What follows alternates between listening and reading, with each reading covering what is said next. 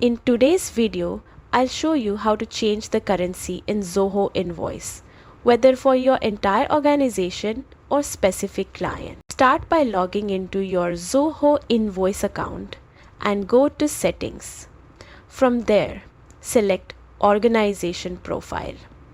This is where you manage all your organization's key details, including the base currency. Within the organization profile, find the base currency tab. Click the transactions hyperlink to open the window for changing your currency. You'll see a drop-down list of currencies. Scroll through and select the one you want to use. Once you've chosen the correct currency, click Save to finalize the changes. This updates Zoho Invoice to use your new base currency for all transactions and reports. And that's it. You've successfully changed your currency, making it easier to manage finances and handle clients with different currency needs.